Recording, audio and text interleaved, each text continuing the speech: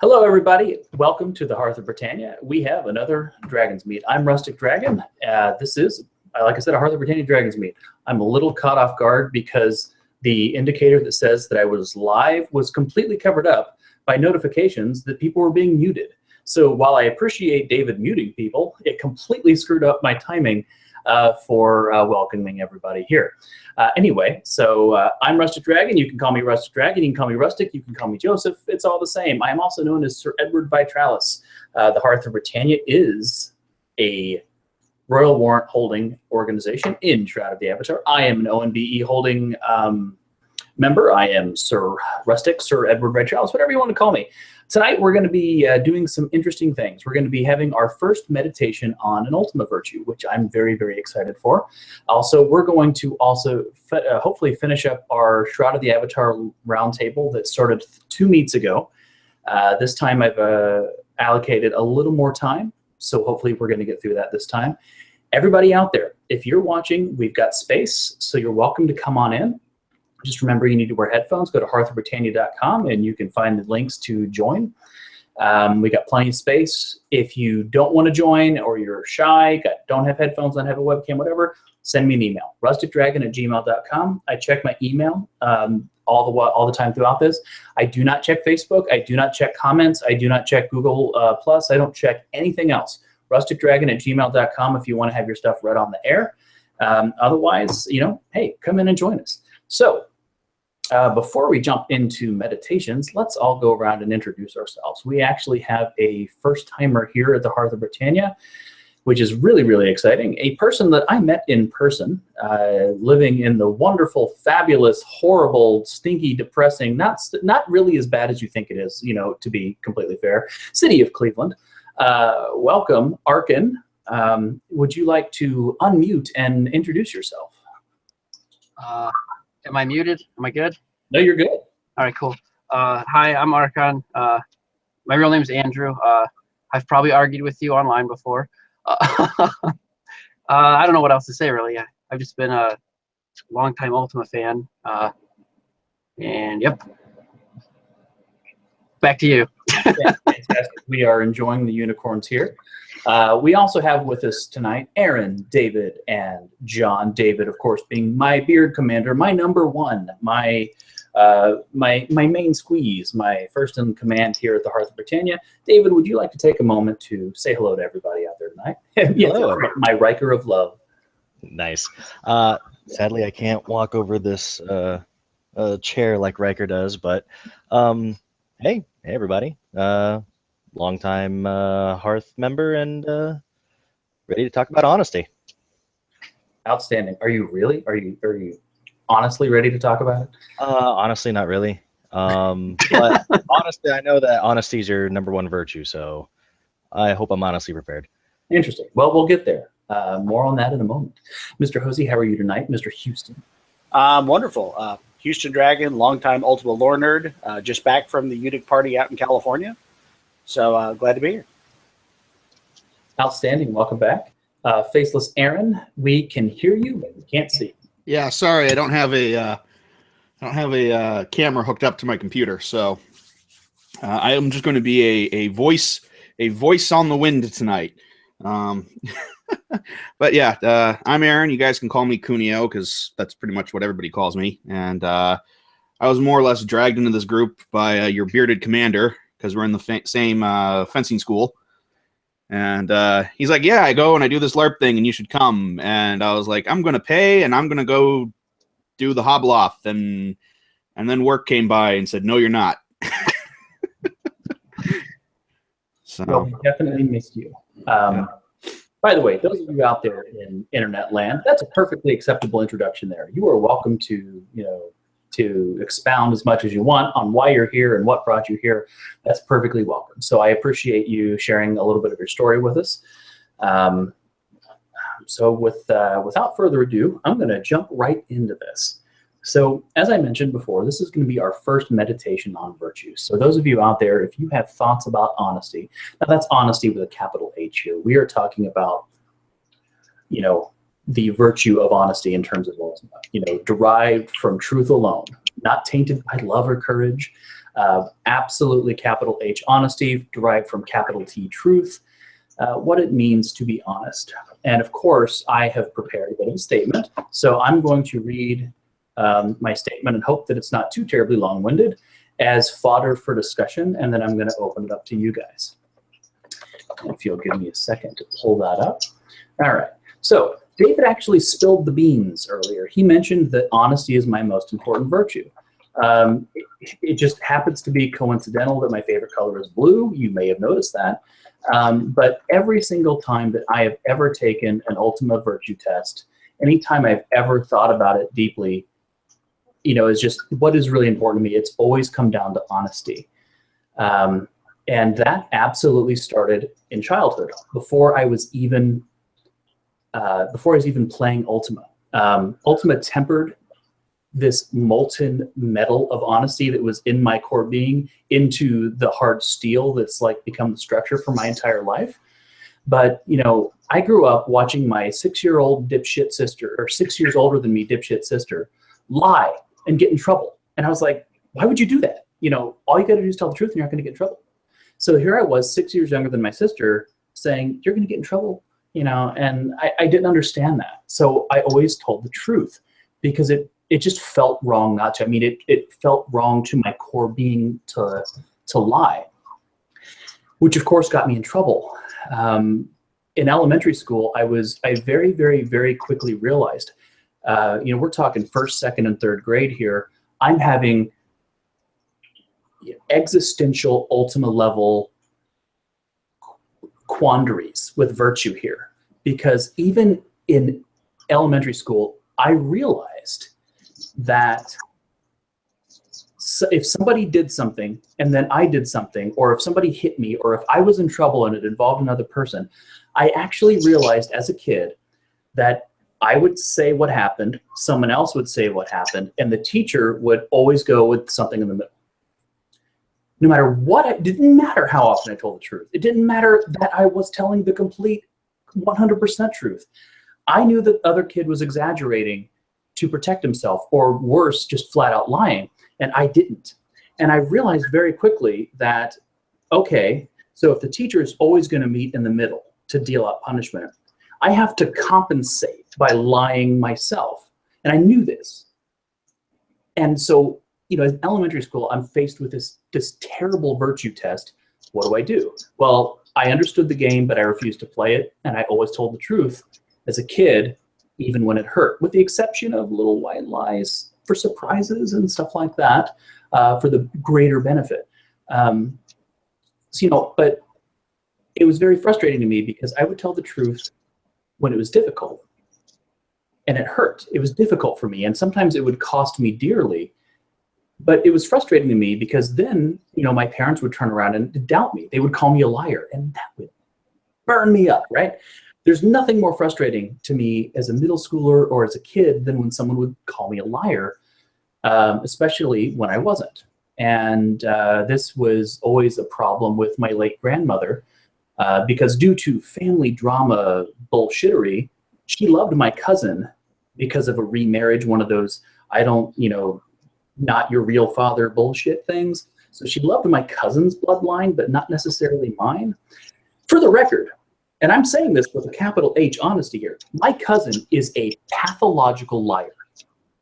He lied his whole life. I could elaborate on why, but that's out of the scope of this. But this kid lied about everything. To this day, he lies about everything.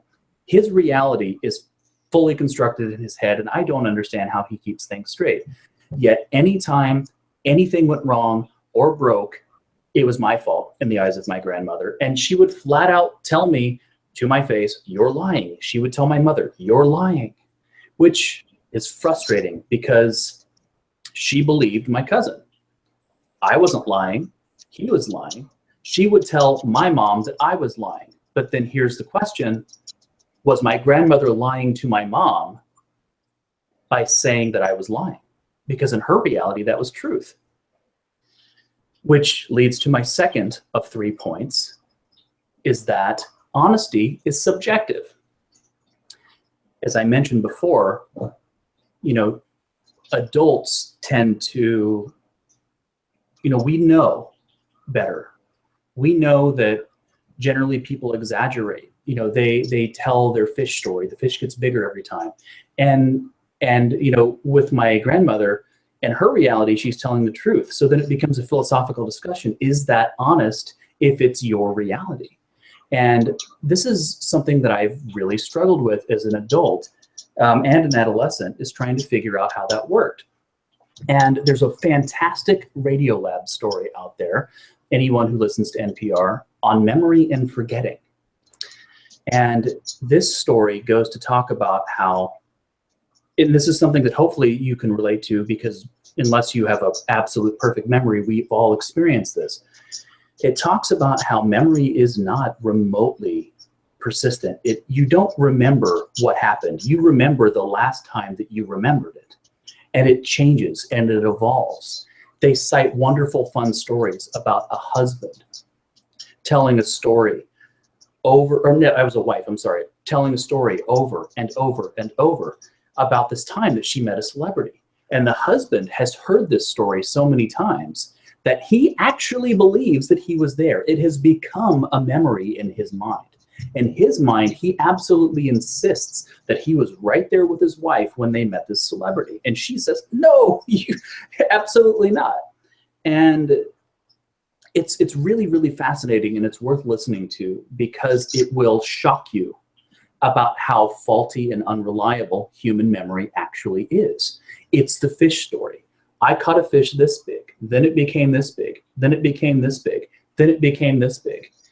And while that's fairly innocuous, it's actually a terrible thing, because I remember when I was a kid, this kid pinched me on the back of the neck. A year later, that kid flipped me in the back of the head. A year later, that kid would punch me in the back of the head. My adult life, that kid would beat the shit out of me every day in school. This really happens. You remember things differently. You construct realities. When you get into an argument with something or with a person, you might think immediately after the argument, damn it, I should have said this. And then a day or two, a week or two, a month or two later, you'll find yourself saying, and then I said this, when you really didn't say that, but you think you did, and in your mind, it's become a blur. And I think this is why adults believe that all children lie, because they've become accustomed to having their shitty memories and accepted that that's what reality is. And so this becomes entirely a question of perspective. Adults think that children lie. Children have great memories for the most part. They don't lie yet. So it's really frustrating to accuse a child of lying unless it actually is a pathological liar child, which, how do you know that? And then it always becomes a question of perspective, right? If someone is lying to me, but they don't know they're lying, then do I honestly tell that person, actually, that's not what happened? Or do I show compassion knowing that their memory fucking sucks because they're a human being? So the moral of point 2 here is, that's why I write shit down. And that's why you should write shit down. I write stuff down the instant it happens. I want to refer to things. I keep conversation logs. Anytime I need to tell a story, anytime I need to refer to something, I go back and I read the conversation. I try to quote people directly. I try to attribute what someone said to it, mostly because I don't want to get caught in that moral gray area of, I'm technically not lying because that's how I remember it, but I have a really strong devotion to capital T truth. It's not enough to me that I'm telling it the way that I remember. It's that I need to really know what that truth is. So I write it down.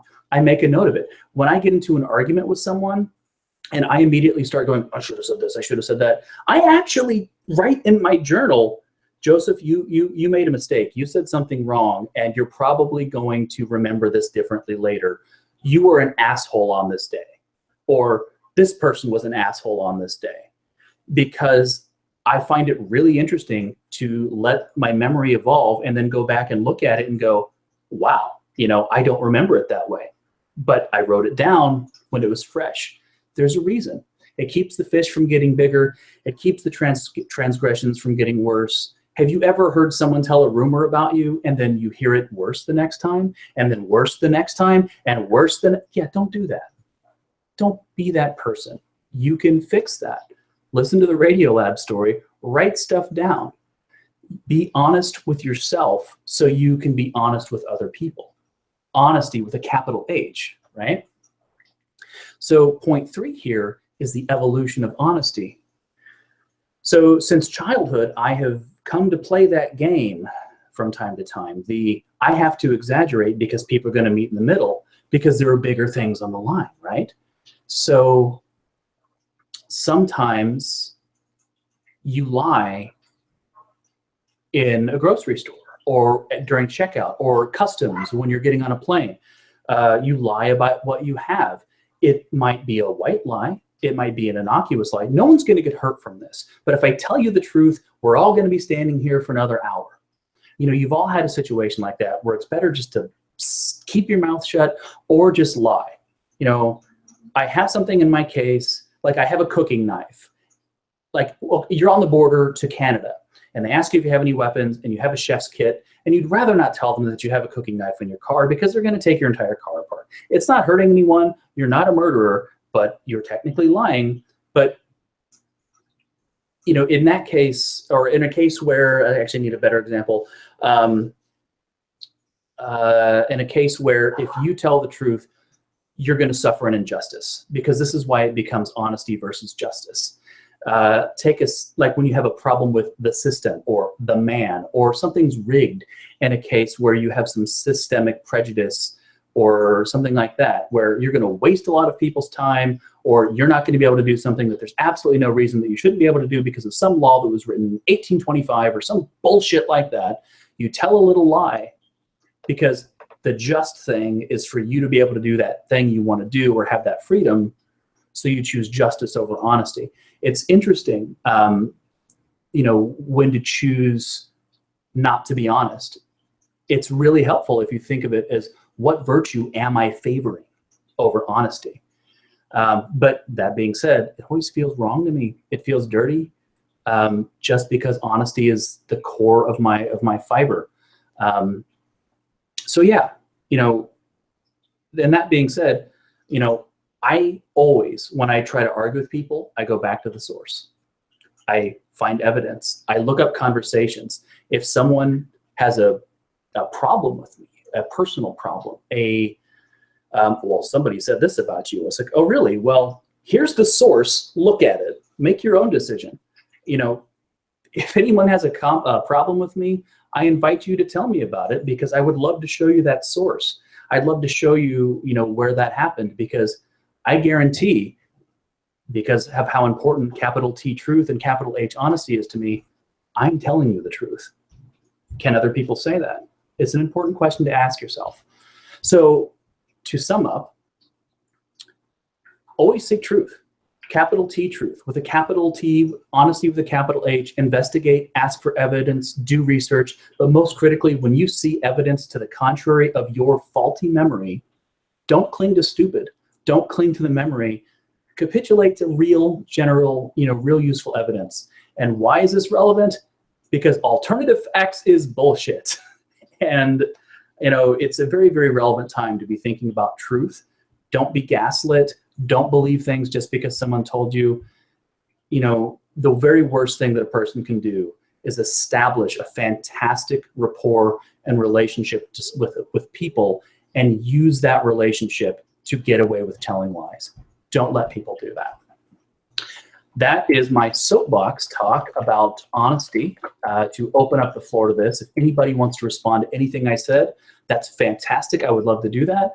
That being said, we have 3 questions on the schedule, which I will rattle off really quickly. What is honesty, and what does it mean to be honest?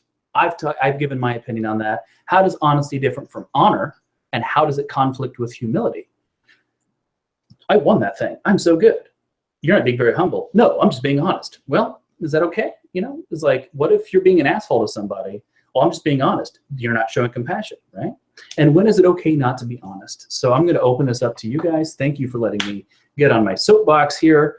I'm going to go ahead and you know, mute myself. And yeah, it's time for your guys' thoughts on honesty. All right. Well, I'm just going to go ahead and snag it. this for a second. So, like I said, before we got this thing started, I actually had when I saw it was on the schedule tonight, I immediately thought back to an episode of Star Trek: The Next Generation that's called "The First Duty," and I'll drop the link to the particular bit of a speech that Captain Picard gives in there that I think's Nice. relevant to tonight's discussion. But you can find it. Yeah. David, would you Find it in there, but for us? David is generally the requisite screen sharer here. David, would you mind screen sharing that for us? Hopefully, YouTube and Google won't be like mad at me for doing this. Right.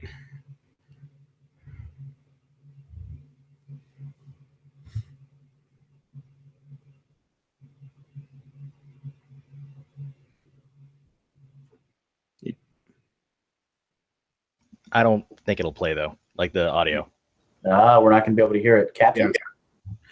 That's fine. You guys can go back and watch it after the fact. But the particular line that he's giving here is he's basically giving a good tongue lashing to Wesley.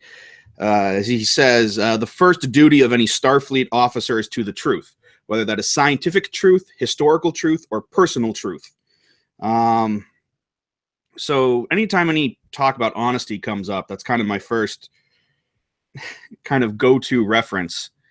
And the particular part that I like to do is to personal truth. To me, that's really in the context as a virtue.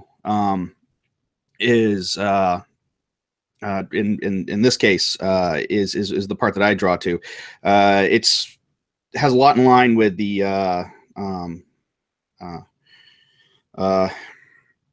the 12 points of the Scout Law. Scout is trustworthy. I consider personal truth to be in line with that, and in line going back with this. But it's this idea of because honesty and truth is so subjective. The important thing, and I think what really embodies this virtue, is your own personal truth, right? And even if that differs, and I think other things like the virtue of humility and stuff like that, I think that goes on to how you relate your personal truth to other people's truths, if that makes any sense. So it's it's this idea of you don't necessarily have to be honest all the time. You don't have to tell the complete truth all the time. I've certainly lied myself. I have. There's probably a file on me in the in the Secret Service somewhere because I accidentally passed their security line at one point, and I got out of trouble by pretending to play Pokemon Go. So you see, I think that's a great example of justice over honesty, because if you just made a mistake, it was easier to play dumb than it was to go through all of the rigmarole where you may have been unfairly held or persecuted or just generally had to go through some bullshit. Right, but yeah, it's and like I said, there's these there's always exceptions. There is no justice where the law is absolute. It's another Star Trek quote.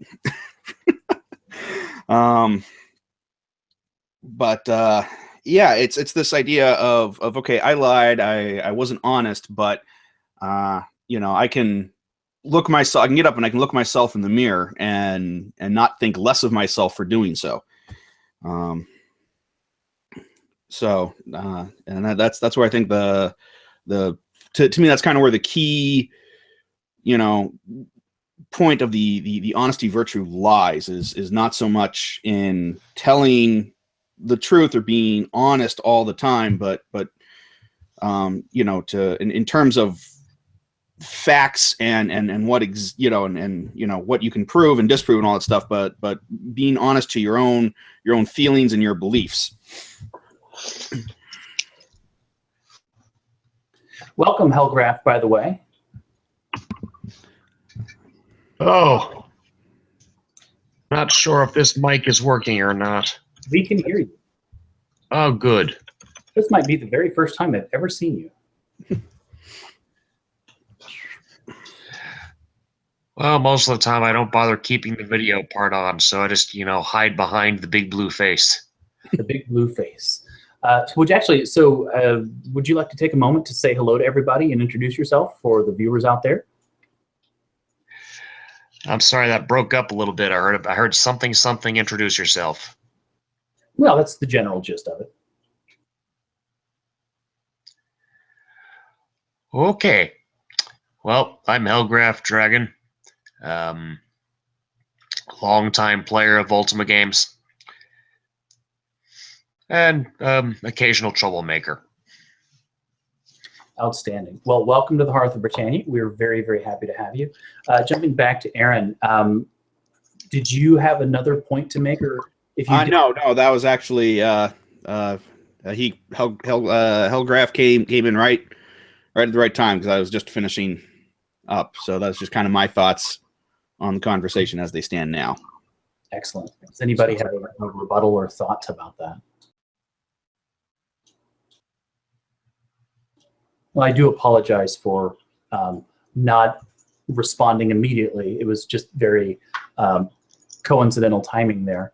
But thank you for sharing that. I definitely have found many Picard little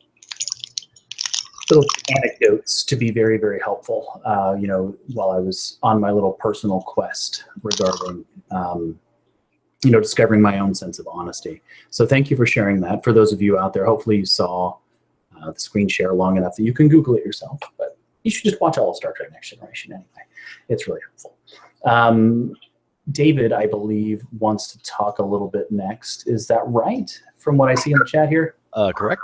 Okay, and those of you out there, we've got just over 15 more minutes to talk about honesty. If you have thoughts, feel free to jump into the Hangout or send me an email, rusticdragon@gmail.com. I will definitely read your thoughts on air. It's okay if they're redundant. It's okay if you can't spell. I will not make fun of you for not spelling, though I may trip over your words when I read. Don't worry, just let it fly. And I do want to read a comment here from the chat.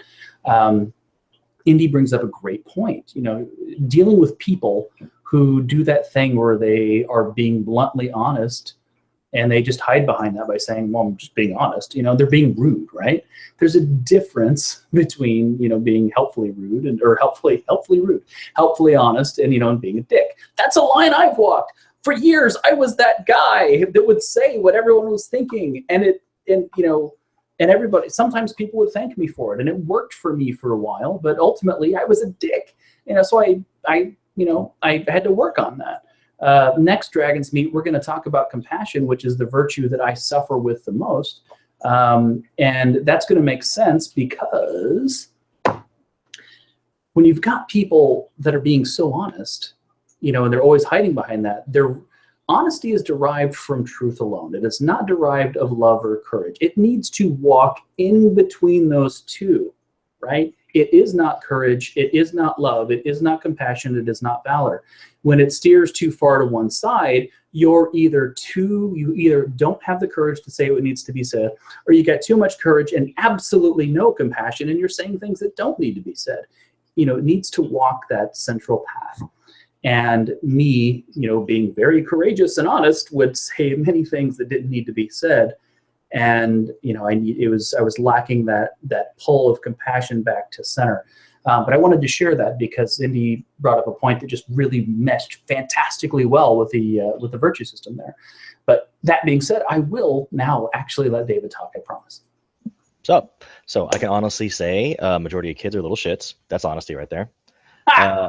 It's true. Growing up, honestly, I don't know if you noticed, I'm not white, so you get hit with a whole bunch of issues growing up. Since little kids, they don't seem to know restraint. Growing up, I could either get picked on and honestly tell the truth of what happened, or I would suffer and I would suffer the consequences because people would group up together and me being the minority would actually get kicked and ousted. That's never cool.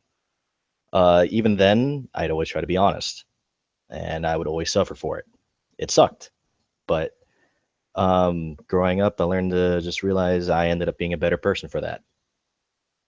And honestly, that's all I can say. Sometimes being honest isn't just, whether or not you're trying to be right or whether or not you're in trouble. It's whether or not you're going to get the ever living crap beaten out of you, and whether or not you should still tell the truth. There's been multiple times where it's like, oh, does David want to play Kung Fu Master and try to catch these rocks I'm going to throw at him? Could I honestly tell the teachers that they were picking on me because, they wanted to throw rocks at me? Or should I just be quiet and not get picked on later down the road? Same goes for almost getting chased through an apartment complex. I could honestly tell the teachers that I was getting bullied, or they would continue to harass me. And each time I would bring something up, my parents would say, oh, well, you were talking too much. Oh, you were interacting with other individuals that you shouldn't have. Or, oh, you were just too busy just, drawing and not paying attention to your surroundings. It sucked. I would try to tell the truth as much as I could. And even though I would get ousted for it, I don't regret it. Sad story time. What's up? That's All right. Well, just to kind of wash that down, if I may. no, please. So fun story about me. About where telling. So I told once I made a reference to when I lied to get out of trouble. There was another time where I told the truth, and it actually got me out of trouble. And that's actually, I was driving my friend Daniel, David. This is Daniel, long-haired Daniel that comes to our fencing class. He made your DUSAC, Daniel. And we were driving back from a party back to the Georgia Tech campus, and we got pulled over by the police because I was speeding. I was going 80 in a 55 mile an hour zone, and cop pulled me over, and he's like, and then we rolled down that window, license registration, all that stuff, and my friend Daniel's riding, shotgun. He's just looking at me like, okay, how are you going to get out of this? And I just looked at the cop and I said, yes, officer, I know exactly how fast I was going. He's like, well, then why didn't you slow down when I flashed my lights at you? And I looked at him and I said, because I honestly thought I could get away with it. And it threw him off his game. Like, he just you expect to try to weasel out of it. And he just gave you like this blank stare for a second. And then he's just like, all right, I'll let you off with a warning, but keep it at the speed limit this time. And as I drove off, Daniel looks over to me and he's like, how did you do that? It's because I'm so pretty. Yeah. So, but yeah, I think it just goes. I think what we're all kind of circling around here is that honesty is good, but it also depends a great deal on how you're honest. So that's a fun story. I actually have a similar story of a time that I got pulled over for not stopping at a stop sign that was over railroad tracks that were just constructed. Thank you. Railroad tracks that were just constructed, but no trains were coming yet, so there was no cross guard, right? But there was also no trains. So I would just not stop. And one day I got pulled over. I said to the cop, I think it's a stupid stop sign. And he goes, so do I. But I need you to stop next time. Have a good night. So there you go. But I want to jump back to something David was saying. It's an interesting point, right? When does being honest become instead about being right? Right? Humility is not part of the big circle of virtues. It's this thing that exists out here, but it's also kind of part of everything. So sometimes, well, do I want to be honest or do I not want to be honest? And if it's going to get me beat up, okay, is it worth it, right? Is it is it going to, if it's going to save my skin, well, it's easy to make an economic choice. An economist would say, yeah, don't get beat up, lie. But really what it's coming down to is pride, right? Humility. The opposite of humility is pride.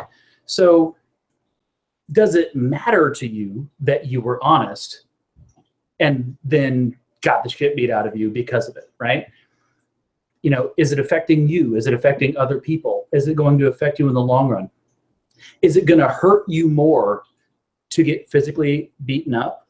Or is it going to hurt you more to deal with the fact, to live with the fact that you lied your whole life? Is it actually about humility and pride? Is it about peace of mind? I'm not really sure where peace of mind fits into that. Is that spirituality? It's an interesting discussion there. And then it becomes, well, what if lying, or not lying rather, got you injured so bad that you had to deal with that for the rest of your life? These are important discussions, but you always can't forget, the spirituality and the honesty, or in the humility factors of it. Is this a point of pride? Is this something that you can't live with yourself? I think that's something worth considering too. John, I know you had some thoughts there, but if anybody wants to follow up or rebut before we jump to John, I think the floor is open.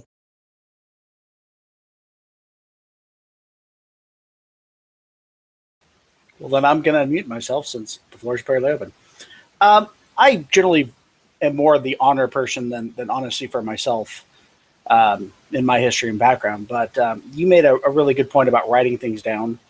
I'm a contractor by trade. I'm a project manager by trade. And, your point about how you remember things a little differently sometimes down the road. And, you have that conversation with somebody and you're making an agreement and you're shaking hands and yes, you're going to do this and it's for this much. And, a month down the road, you suddenly pop up and there's a dispute or there's something comes up and it's like, hey, let's go back to our notes of what actually took place and let's look at what was actually written down between us. And so many times it saved my ass and it's really helped out professionally just to go back and go, I've got the messages or the communication back and forth where we've talked. And here's where you agreed to this, or if I forgot, oh man, I'm sorry, you're absolutely right. Here's the note where you had brought this up.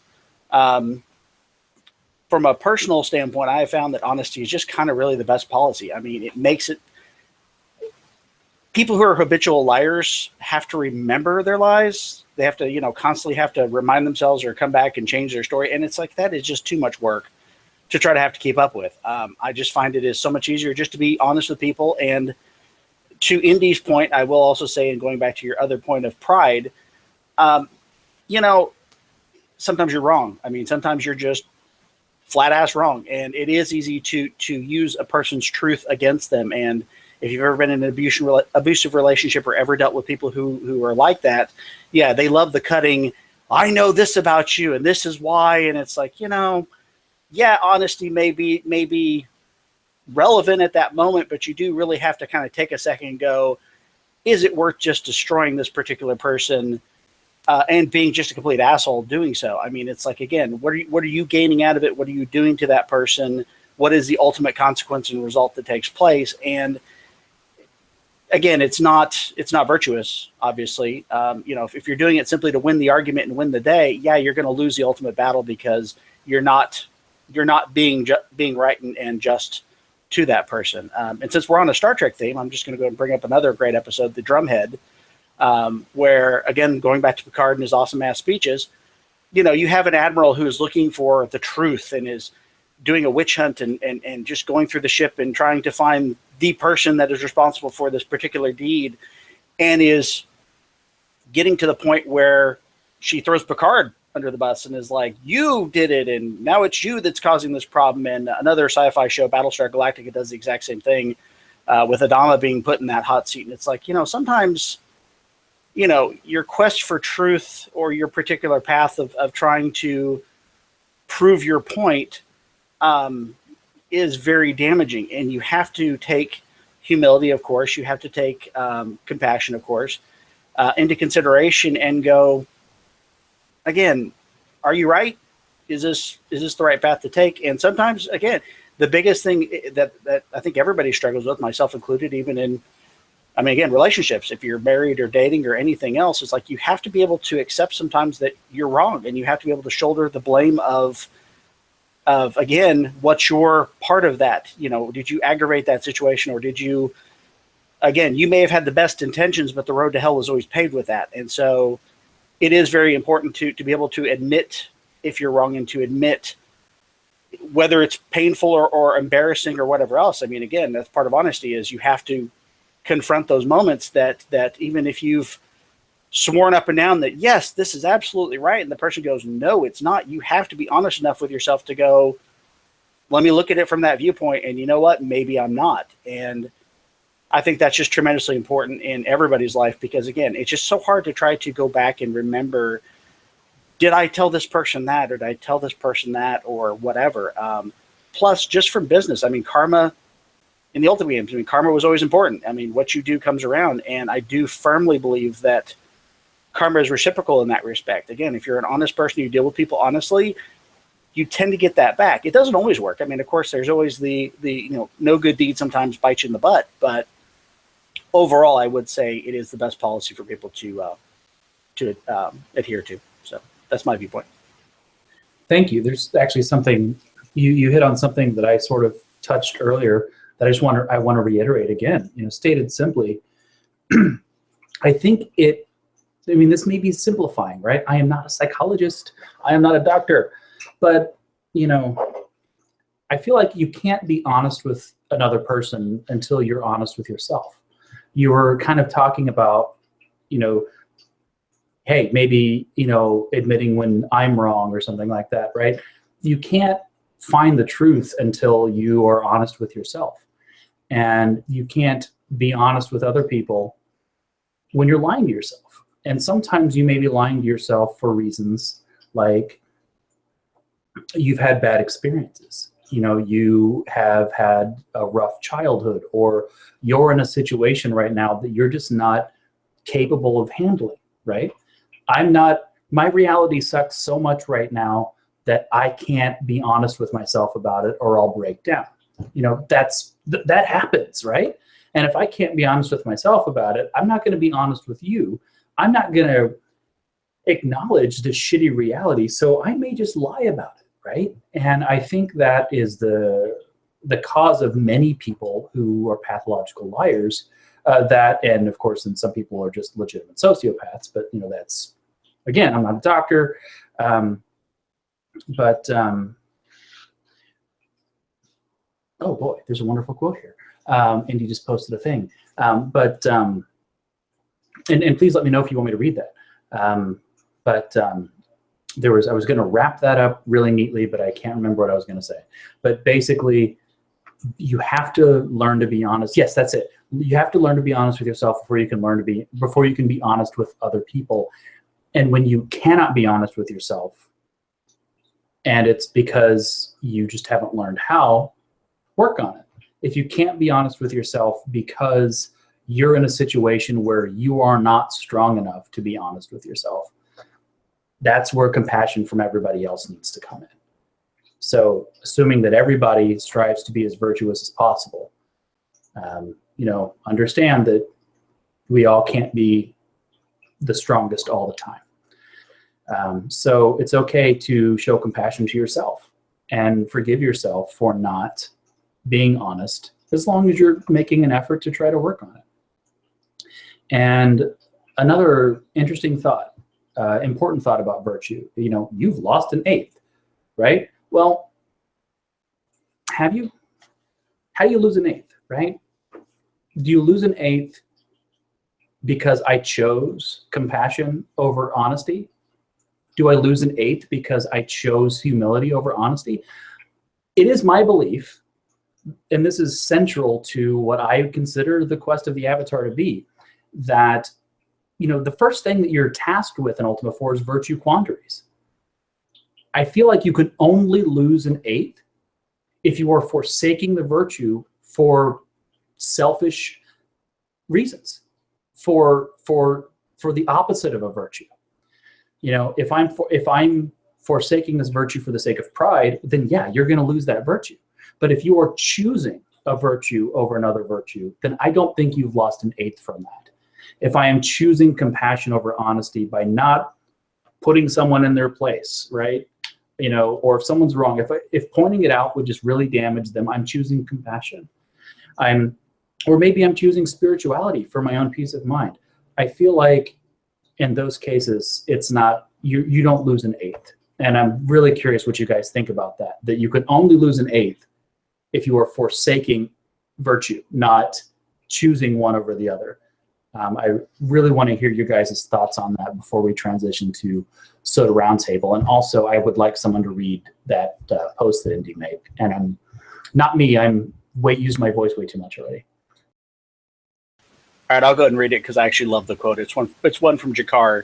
He's writing the introduction to the Alliance for Sheridan, and Sheridan actually starts reading it at Dylan's request.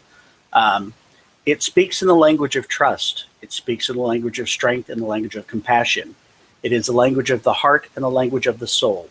But always it is the same voice. It is the voice of our ancestors speaking through us, and the voice of our inheritors waiting to be born. It is the small, still voice that says, we are one. No matter the blood, no matter the skin, no matter the world, no matter the star, we are one. No matter the pain, no matter the darkness, no matter the loss, no matter the fear, we are one. Here, gathered together in common cause, we agree to recognize this singular truth and in this singular rule, that we must be kind to one another. We are one. That's fantastic. Thank you for reading that. Does anybody have a last thought about the concept of losing an eighth or losing a virtue, or any thoughts on that quote before we move on? I lost an eighth. That was fun.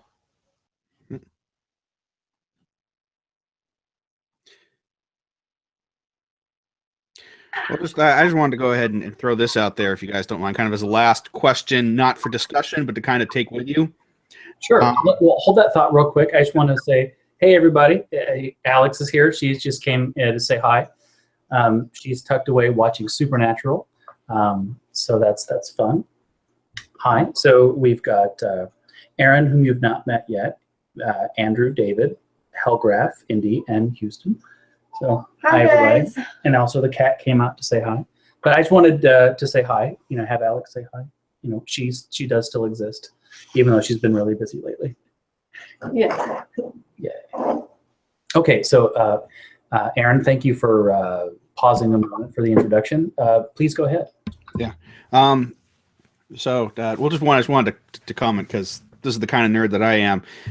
In that speech, anytime he was saying "we are one," my mind just kept going through the traditional Borg introduction from Star Trek about assimilation. We are one. Yes, we will all be part of the collective. But kind of the last question, again, not for discussion, but it's brought up a couple of times about people that constantly lie, and I'd have to keep track of all this stuff. And kind of a method of me being honestly, I'm actually one of those people. I do it for fun. Kind of one of the games I like to play is when I'm in some place, new, or someplace where there's a lot of people, someplace where I know I'm going to end up talking to people that I will probably never see again in my lifetime. I like to lie and make up basically a fake story about my life and about who I am. So just kind of in this, and again, since this is the Hobloth, is it considered, one of the things I would like to do is I don't consider it lying so much as I consider it role playing. So just to kind of take that away, when we go to do, these Hobloth or these get-togethers, and we all put on our character hats and stuff like that, is that considered a form of dishonesty? Absolutely. No theater person can be an avatar. They're all terrible. They're all dishonest, liars, dirty cheats, crooks, criminals. Don't never date an actor. They're professional liars. Like, they can be screwing everyone and you'll never know because they're trained. No, I'm totally kidding. No, I'm totally serious. I'm screwing 5 other guys behind his back at the same time. No, I'm totally joking, but that's a fantastic question there. But I will counter with, if it's not hurting anybody and we're doing it for the sake of playing a game, then it's a spiritual thing. Spirituality, in the words of Lord British, is a lot about spreading, it's about communion and community and just well-being of people. I would argue that acting is totally a spiritual thing in terms of Ultima. But that's a really good thing to think about, right? Yeah, John Hosey mentions ethical hedonism. So here's the fun thing. Technically, we're supposed to start Soda Roundtable. I gave us 15 extra minutes for that, but it is Archon's first Dragonsmeet, and we haven't heard much from him. So he has mentioned in chat that he had something to say. I was about to call on him anyway. We haven't heard from you there in the back. But he's actually got something to share with us. So please, let's spill over just a little bit and let Archon say some stuff. Can everyone hear me? We good?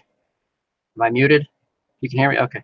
Well, I've always noticed one thing for me with honesty in particular is it's always been sort of like a double-edged sword, because I always run into these scenarios where people go, hey, be honest, what do you think about this? And then when I tell them, I wish I just kept my mouth shut, because it just leads to hours of them like bitching at me or complaining or getting angry because I was honest with something. And I've always found that kind of sucks. So sometimes I try to like think in my head, should I just say nothing? And then it's like, well, if I say nothing and they wanted honesty, am I being a dick? But then when I am honest, I'm also being a dick because they don't like what I told them. And so it's like the struggle I've always had with honesty, because I tend to be honest, like I guess to a fault, where I'm really sort of blunt sometimes. Like I don't really mince words. When I say something sucks, I really drive the point home. And the funny part about this whole thing being an honesty episode thingy is I actually got banned from Shroud of the Avatar for being honest and accusing them of being liars and being dishonest. So I think it's very funny that this is the one I end up showing up for, because I was honest in my opinions of the game and the way things were going and the way I felt about things. And they had said, we want to hear from you. We want you to be honest. And when I did that, I got an email like, hey, you've been banned. And I'm like, oh, cool. Like, that sucks. So it's like, you got to wonder, did I do the right thing by flailing around and complaining, or should I have just kept my mouth shut? Would I be in a better place for Shroud of the Avatar right now if I said nothing and they didn't ban me? I don't know. But so I've come to realize, I think honesty is it's a difficult one. I think it's probably one of the harder things, virtues to deal with, because some of the other ones, like compassion and stuff, to me, they're not nearly as complicated as honesty, because honesty always leads to shitty reactions from people. And at least that's my personal experience. Whenever I'm honest, it doesn't always go like I would hope. So, yeah. Well, thanks for sharing. And firstly, this is the Hearth of Britannia. We say fuck, shit, piss, all kinds of shit. And what that really means is you can say what you want here. If you've got something on your mind and you want to share it, and that goes for those of you out there watching, if you want something shared, we will share it. It is okay to say things. I may stop you for time, but you can, yeah. So if there's really something on your mind, or there's something you want to say, the Hearth of Britannia has always been an open forum. Just all I ask is that you're just not a dick about it, right? If you look at the rules for the Dragonsmeets, or the rules for the Hearth, give credit where credit is due. Don't be a horse's anus. And actually, I don't even remember what what are the core rules of the Hearth of Britannia. Good Lord, it's been so long. There we go. And have fun. Act with virtue. That is, don't be a horse's anus. Give credit where credit is due, and have fun. So that's really all I ask. So if there's anything that you're holding back about, that's okay. Let it fly. But with that being said, we are going to segue into what you were banned from. It is time to talk about some Shroud of the Avatar stuff.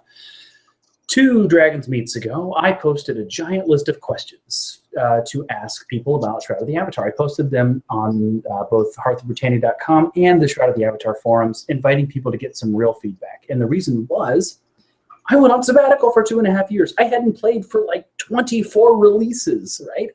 I didn't know anything about the game. I was really curious to hear what people thought of it. So I wanted to, gauge the community and see what's going on. And it turns out we have not been able to answer all those questions yet because we end up talking for so long. Houston actually knows a little bit about being able to let it fly at a Dragonsmeet. So maybe that'll happen again. So we're going to pick up where we left off. Those of you out there, you can see the schedule and the questions that are left over at hearthofbritannia.com. You do not have to delve into the Soda forums. So we're actually going to roll back one question. So last time I sort of glazed over this question and I didn't read a response that was emailed in. So we're going to go back and touch that. I'm going to read the question and I'm going to read 2 responses that I have. One was emailed in and one is on the forum, and then we will open it up to you guys. So again, here I go talking a little bit. I hope my voice holds out. This question is, what are your thoughts on combat? For example, the deck system, whatever like that. Our first email that I'm going to read is from Sir Frank Baxley, a serial emailer. Thank you, Frank, always for emailing in. I really, really appreciate it. Frank has always been a selfless Dragonsmeet member back when we were having them 2 years ago. He would always be the first one to drop out for celebrities. He would always be, a person to drop out if someone hadn't come in. He's just very, very selfless like that. And he still tunes in. And it looks like we got an echo going on here. Who do we got? Oh, we have a Gregory. Oh, it's Takas. Welcome, Takas. So we will introduce you after I read these in just a second. So anyway, Sir Frank, thank you for emailing in. Thank you for still participating from afar. It's always been appreciated, your willingness to make room for other people.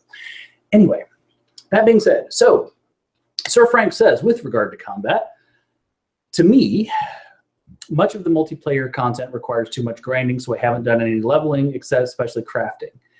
Combat is too complicated, and the game doesn't guide you into learning how to use decks and combos. You have to learn all of that outside the game or have somebody show you how to work the system.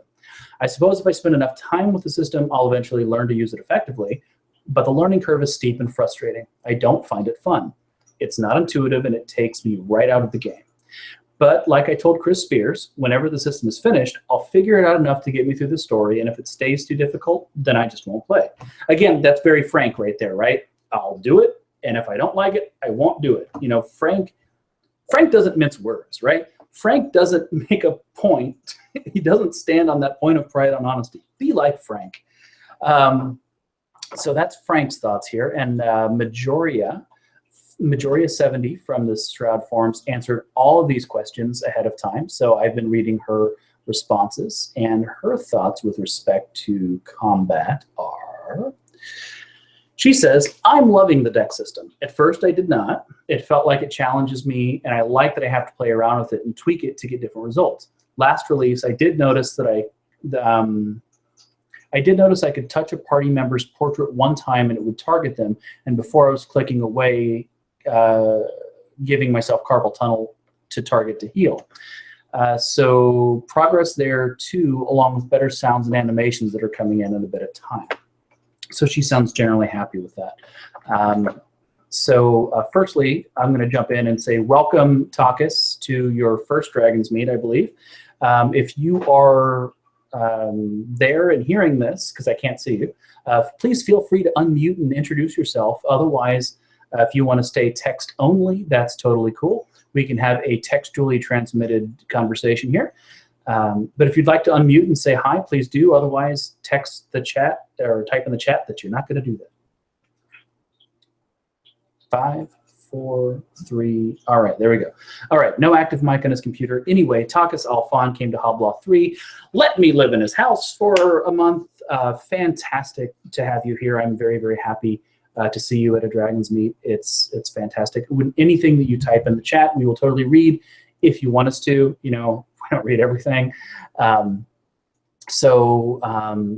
I know that David had some thoughts on combat from last time, and I accidentally skipped over combat and didn't let David get to say them, which is why we're back on combat. So before David has an aneurysm, let's let David talk about combat a little bit, and then we will read Indy's thoughts and open it up to the floor. First, I will drink some honesty juice, some Jaeger. Yes. Liquid courage. Wait, that's truth. Yeah, that was a shot of Avatar. shot glass. I don't like combat. I Thank don't you. like combat at all. I'll be honest. It's not intuitive. It feels like you're trying to play Hearthstone. You're pretty much playing river dancing whack-a-mole. You kind of go up to a target, kind of like auto-click them, and you kind of just do a charge attack, and then little cards pop up, and you got to drag it. I mean, you're playing a game that requires 3 axes of movement. You're going X, Y, and then Z. You're trying to click on a target and then hit them, and you have a charge attack now, so you can actually swing your attacks manually. And at the same time, you're trying to position yourself because some skills are actually positional based, and you're trying to move decks around. I know we had this conversation a whole lot. I mentioned games like For Honor and stuff like this to you on a personal basis, and you said you didn't want combat like that. You didn't want to play a game where you have to be a badass to be a badass, and I completely understand. Then we talked about Dragon Age Origins, and then you said like that's a very cerebral type of combat, and that's also great because each thing had weight. The auto attacks in there had weight. Like I would wait for my character to do like an auto attack, pause and tell like Morgan to cast this spell just because I waited just enough time for this person to do this ability. It's cerebral. You got games like XCOM, cerebral. It's tactical based. This game's. I'm gonna be a super douchebag here, but I'm honest. But I am breaking that dick rule. Maybe combat sucks. It's not fun. It's stupid. Okay, you're only being a dick if you can't justify it. Should I have videos?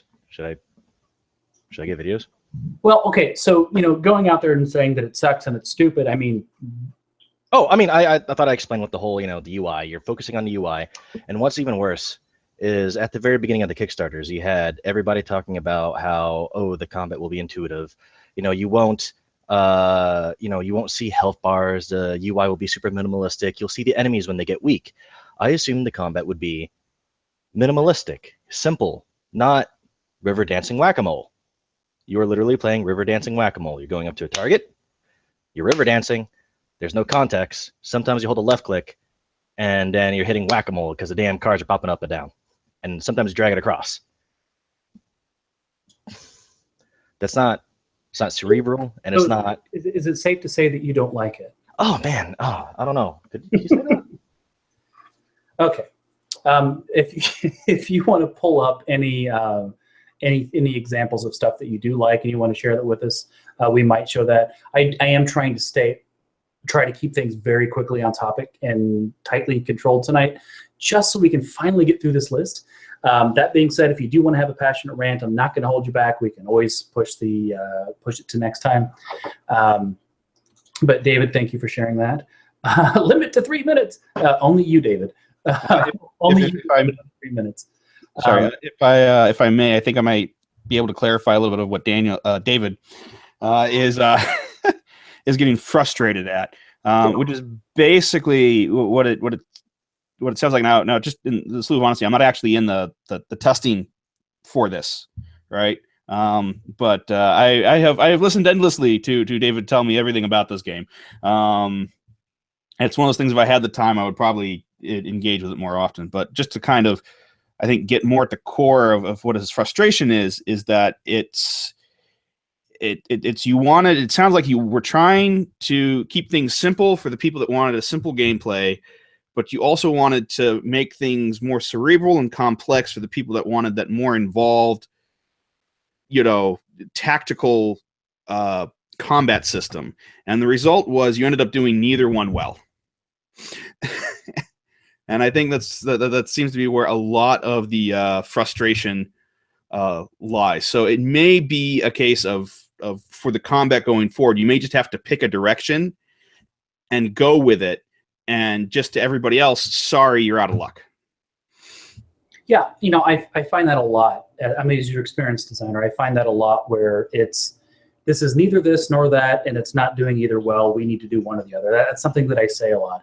And I actually really enjoy when I get to do that, because then I always go like this. Be either hot or cold, for God doth hate a bore and spew out all neutrality.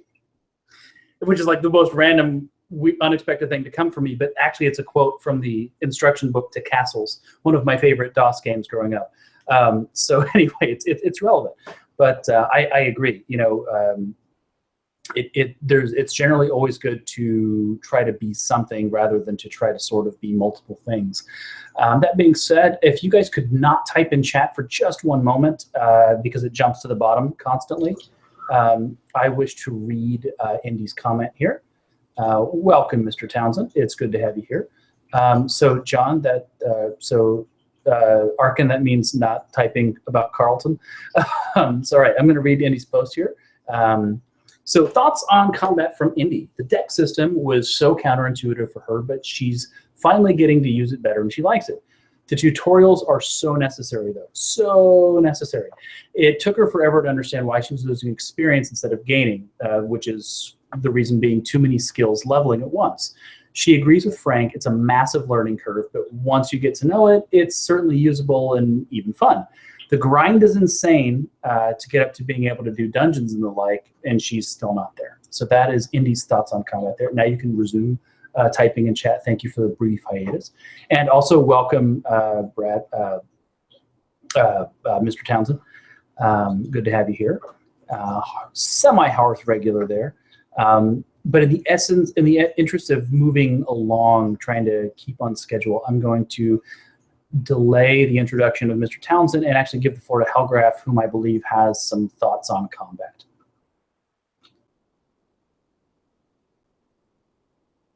Helgraf, there you go. Actually, missed a comment in the chat. No. I was just backing up the fact that there was some stuff that happened at the UDIC event that mentioned the combat in the SOTA, but the other gentleman who originally brought that up, Mr. Hosey, probably knows more about that than I do. Oh, well, I totally misread. I'm sorry about that. John, if you want to take it, it's all yours. Yeah, no problem. So, yeah, going back to Frank's and our previous, and I'm going to stay on topic here, on our previous Dragon Meets, I did beat up on the devs pretty good about the story stuff. And, yeah, well, you know what? And to be perfectly fair, to go back to the one that I missed before we were talking about, the devs did come forward and actually admit that a lot of stuff is just flat not written. It's just not there. They're still building the world. They're still doing a lot of stuff. And, we as dragons tend to like to argue canon very, very voraciously. And I understand his reason for not wanting to stick a fork in it and declare it as canon because, yeah, we're going to rip it apart and we're going to argue about it for the next 25 years because that's what we do. So from what I understand, July is when it's coming for the next big story release. I'm very much looking forward to that, and I'm not going to belabor that point any further going on. But it was actually kind of interesting at the UDIC party because, again, it was the dragons, not necessarily the Shroud crowd. There was a Shroud panel. It was kind of limited in some respects because, again, there wasn't a lot of people that were currently playing or familiar with it. But there was a couple of topics brought up, particularly about combat and also especially about the interface system. Lord British himself actually got up and put out a really good point that the interface kind of sucks right now. It's very clunky. The introduction, when new players start and get into the game, it's very difficult for them to get immersed and get going. They talk to Arabella, but of course they don't really have a clear path of what they're doing or why they're there or what's going on. And that is one of the things that they did. He and Star both did bring up and say that, yeah, that is a big point, particularly as they get ready towards release and the polish to make sure that it is cleared up quite a bit. And I've actually made the comment before with my wife and I, because my wife is not an Ultima fan herself. She's tried Shroud, and 10 minutes into it, she just kind of threw up her hands and was like, I'd rather go play a game that I understand and know how to play without the frustration for it. I've really had an issue myself in the fact that, the card system is just not intuitive. I don't know if that's just A, I'm not used to it, or B, if I'm just not as dexterous enough as some other people, but you have to really do it exactly at that moment. You've really got to learn that pattern and know exactly when that next one comes up. And I just don't give a crap enough to really learn that system as deeply as I need to, because again, I'm waiting for the other stuff that will, like Frank, that will make me want to play and muddle through a bad combat system, and Star has a valid point. Like a lot of game manufacturers do this. They you can't make everybody happy. You're going to have everybody unhappy to some degree. I think that is a valid argument, but you can't piss everybody off 100% because then your game won't sell and you won't, be able to continue it. And I do think, especially for combat, again, the magic system is hard, and it's to me, I don't like it. I like to run around with a sword, and even the sword system, I feel like a mage trying to cast a complex series of spells versus I just want to whack something in the head and kill it, and that just seems to be a pain. The other point of the interface that was brought up was the fact too that it breaks immersion a lot. There's just so much stuff on the screen that to me should be in a better. I mean, I'm going to go back to Ultima Online. I mean, Ultima Online was clean. It was simple. It was nothing flashy, nothing fancy. I don't need the huge text boxes and the huge warnings that jump out at me on the screen and stuff that just really makes me pull back and go, wait, am I playing my character, or do I feel like I'm looking at a thesaurus on the screen? Yeah, I really do believe that the combat system does need more polish. I know some of that will come at once they get to release. But as I did bring up with Star in the discussion at the party was the fact that as they get ready to market to newer players and stuff, they really need a lot more stuff that, kind of draws people in from the first moment they step into New Britannia to get them interested. Because if you don't hook them right away, they're just not going to play the game. I think that's valid. What is it? 6 seconds, I believe it is. If a video doesn't load within 6 seconds, a viewer leaves the website. They're like, fuck this shit. If your website doesn't load, if your video doesn't load, 6 seconds, right? And you're out of there. I have more effing Steam games. Why did I say effing? I have more fucking Steam games than I will ever be able to play in my lifetime. So every once in a while I say, I want to play a new game. I fire up a game. And you know what? If I don't immediately get it, I move on to something I'm immediately going to get because I, too, am now part of 2017. I grew up reading the instruction booklet. I grew up suffering through, difficult or unfamiliar UI, and I muddled through a lot of games that weren't terribly intuitive or user-friendly to play the game, and it was very rewarding, but it also was 2017. We don't do that anymore. But yeah, I agree with a lot of what you said there. Does anybody have any thoughts to add? The chat is going crazy. I'm having a hard time following it all. Go for it, Arkin. You just jump on in. Well, like you said about the 6 seconds before a video pisses you off and you leave. When I was a kid, I got the Ultima Online trial CD, whatever the heck it was called. It actually came with the Ultima collection when I bought it, and it was the first time I played an online game that wasn't like Diablo or something kind of instance based. It was a whole new world with this static world nonsense. And back then, I ran out of town like an idiot. Someone ran up and killed me, took my shit, and I went, what the hell was that? Because I was 10 or 11 years old. I'm like, well, what the fuck was that? And even so, this all happened in the span of maybe 10 minutes after starting the game. I just wandered out of town and got the shit kicked out of me.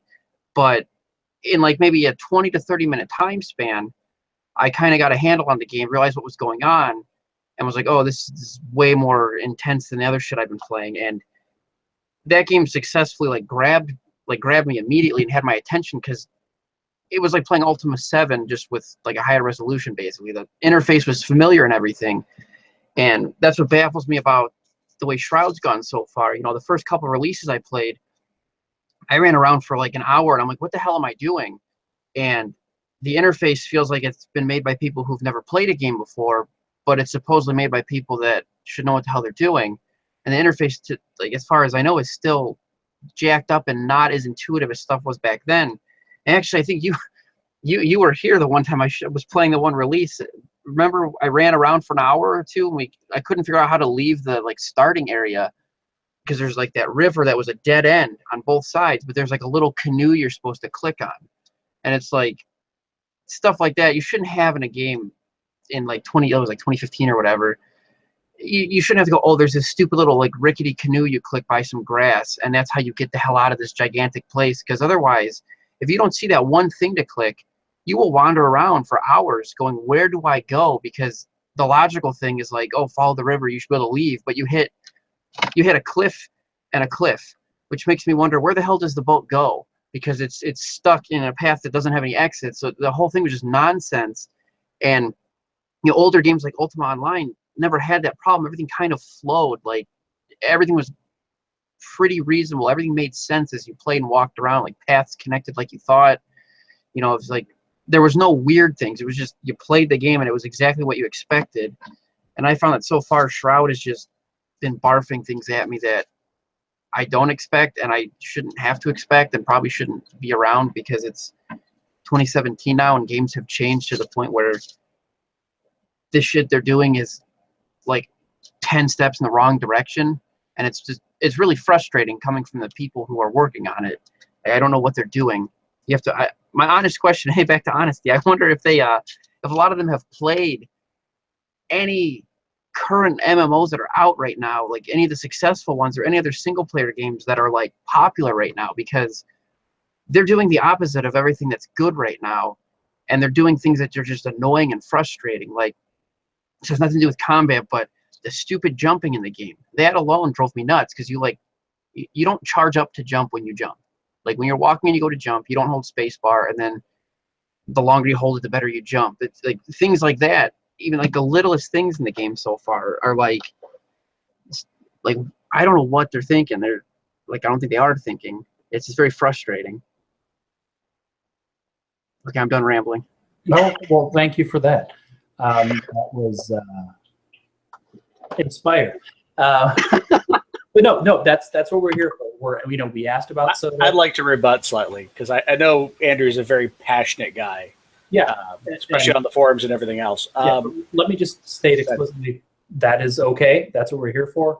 John mentioned earlier, if I feel like someone asked me for my opinion and then if they don't actually want it, they shouldn't have asked, right? I agree. You've asked for your opinion. You're allowed to give us your opinion. It's totally cool.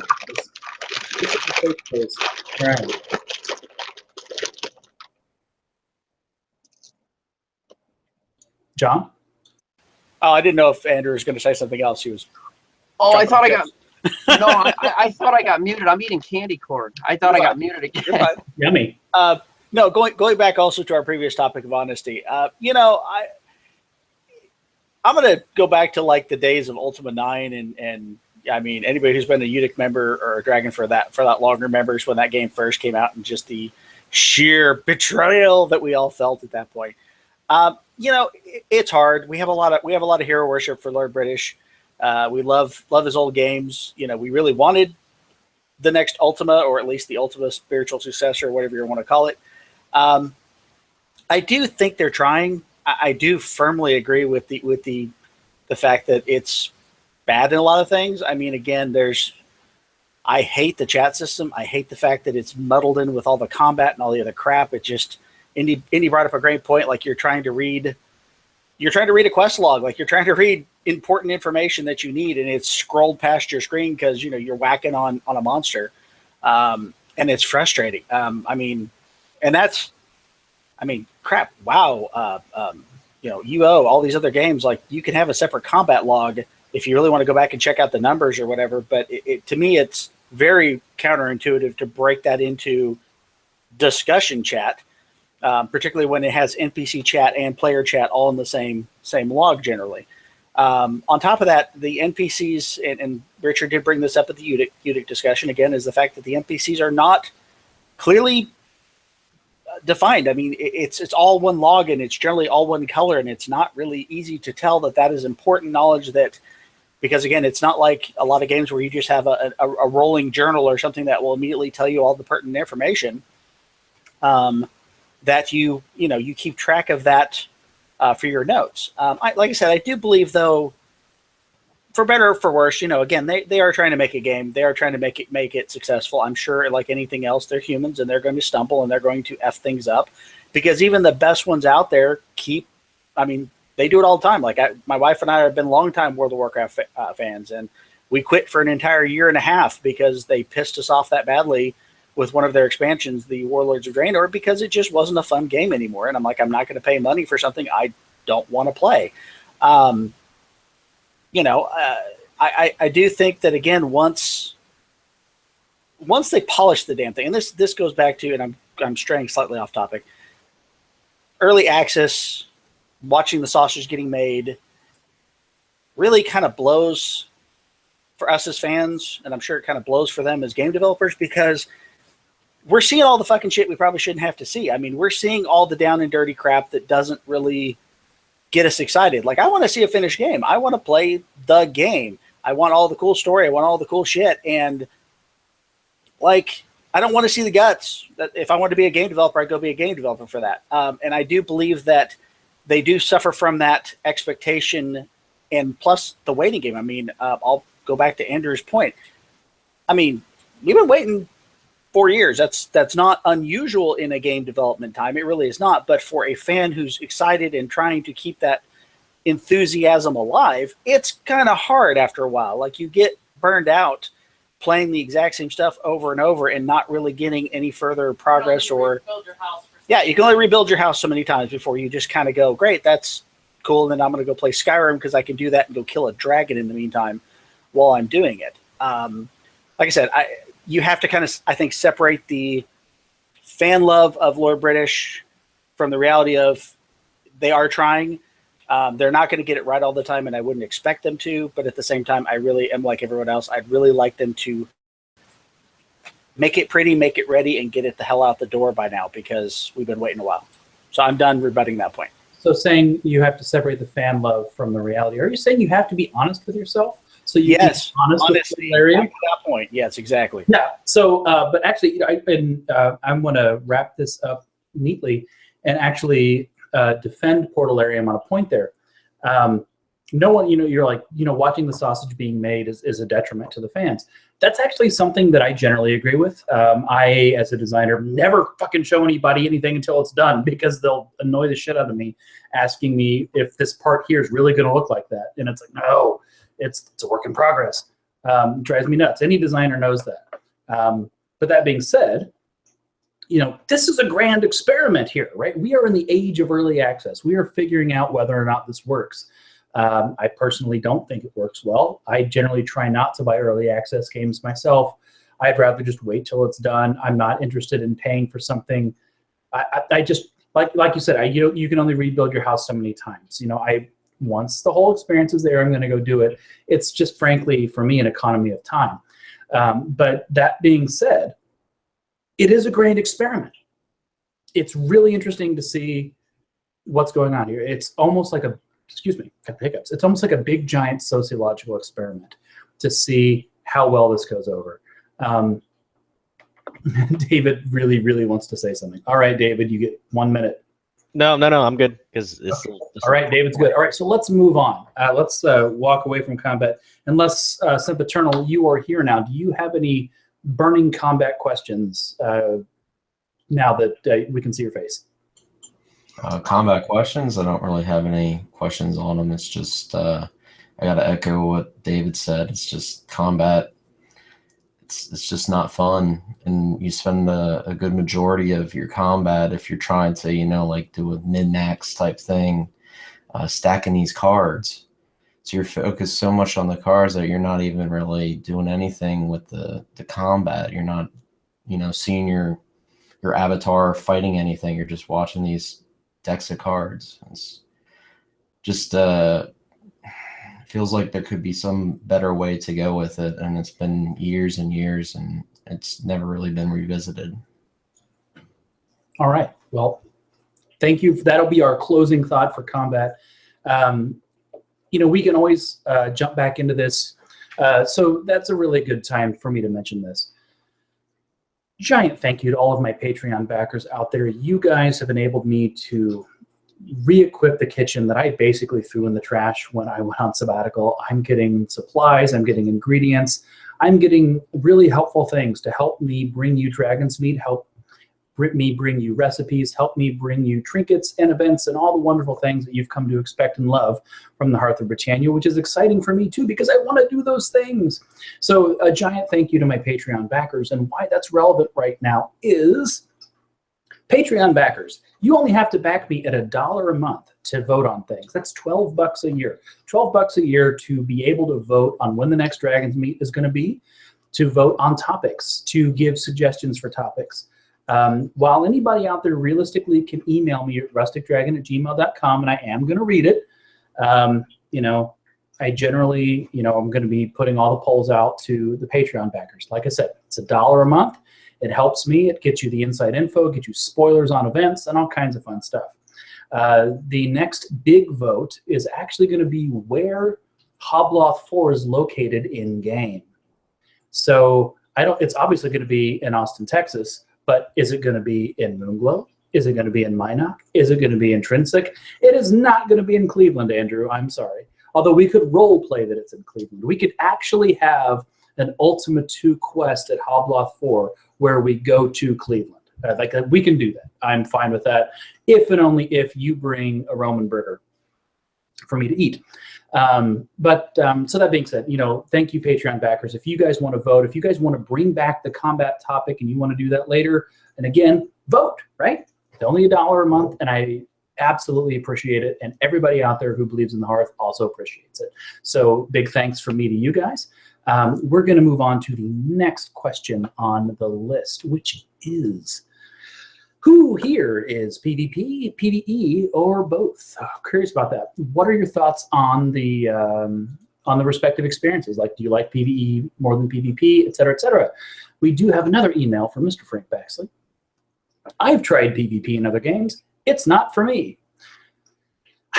I'm so used to Lunch with Laz and Jack, and every time I say PvP, I'm used to someone making that little sound clip from Starlong going, the proper PV penis. I keep hearing that in my head, but it's not coming out.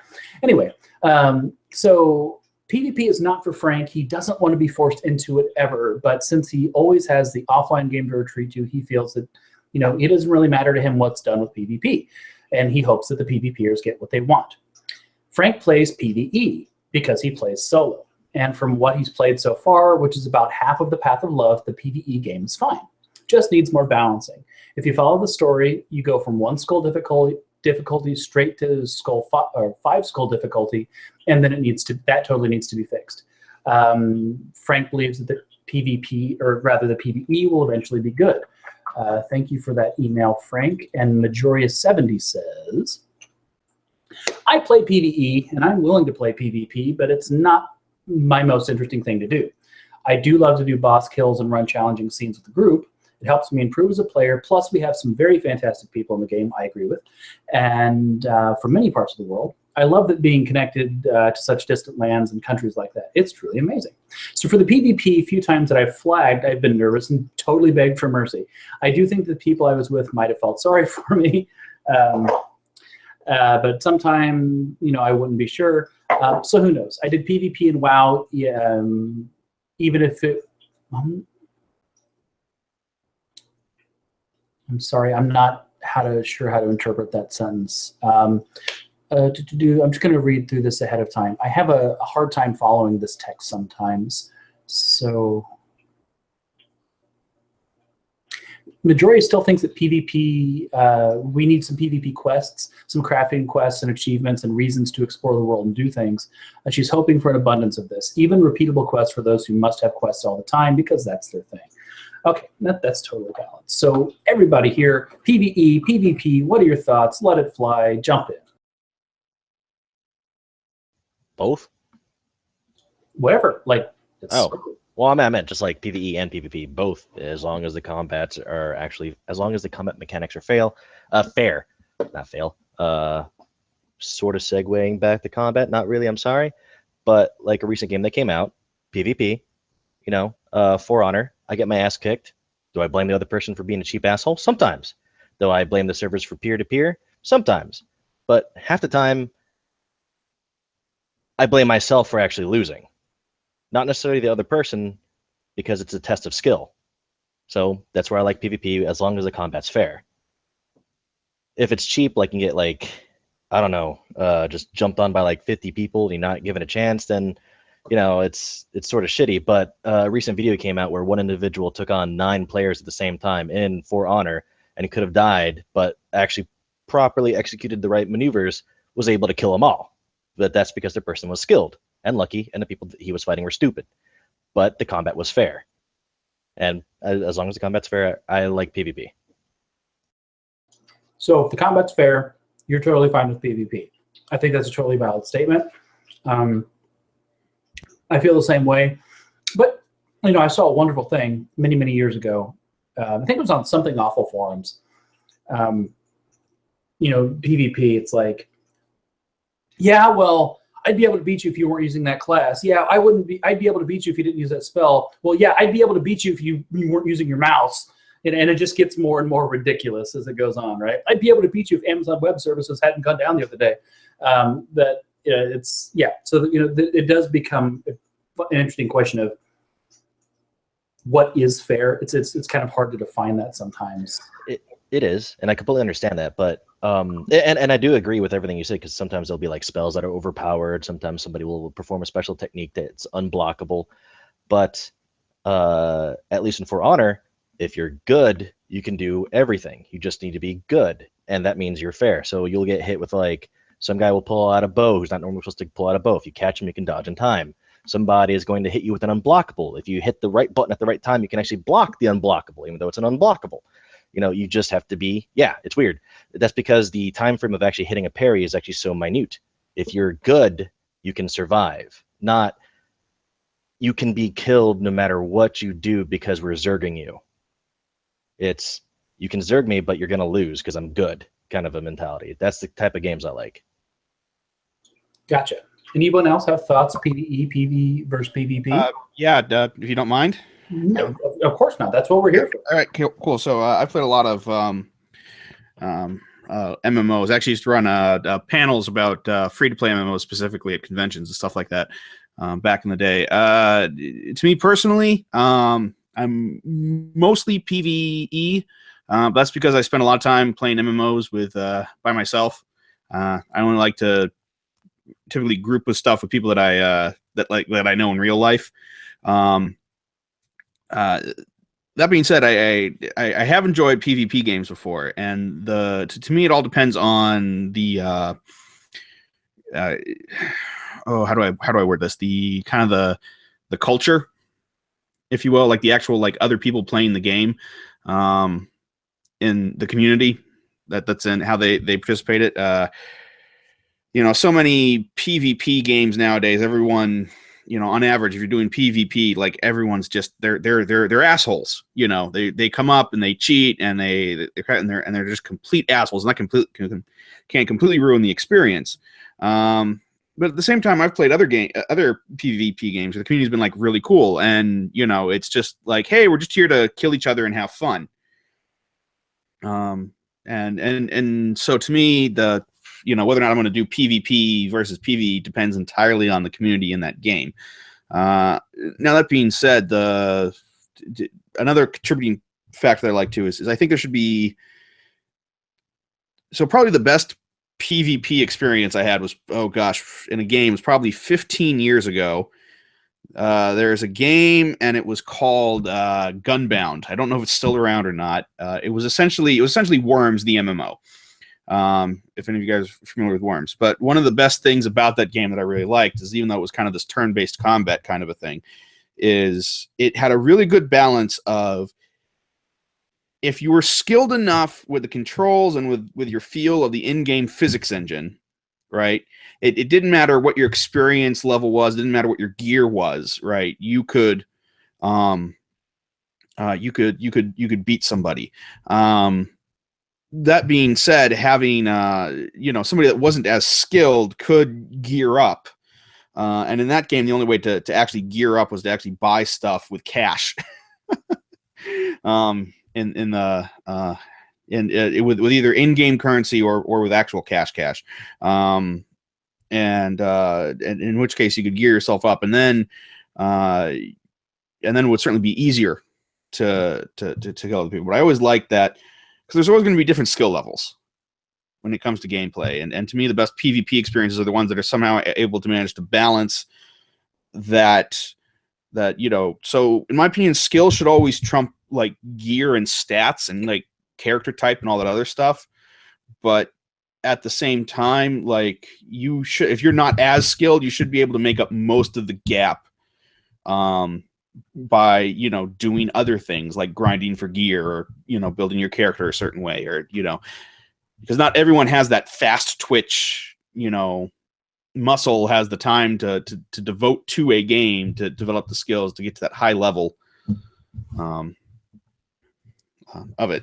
So that to me sounds like it very, very dangerously skims pay to win, though. How do you feel about that?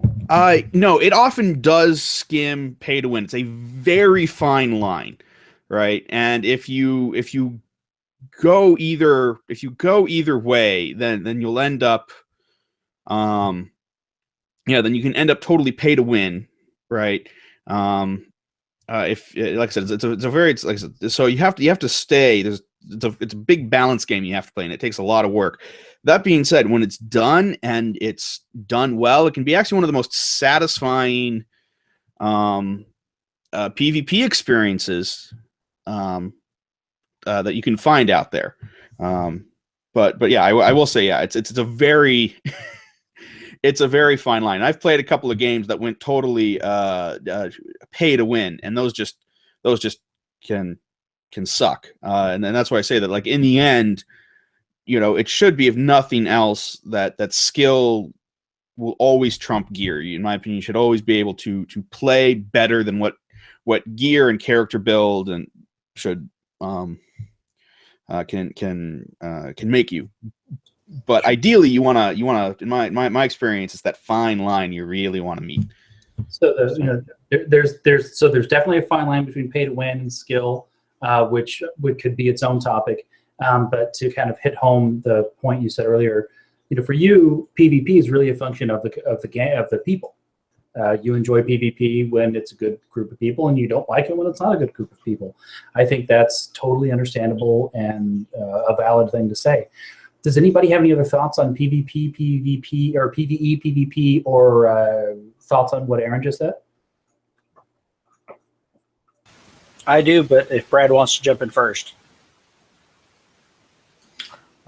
Sure. Probably most of my gameplay has been PvP. Just kind of like first-person shooters, competitive team games where, everybody's kind of equal.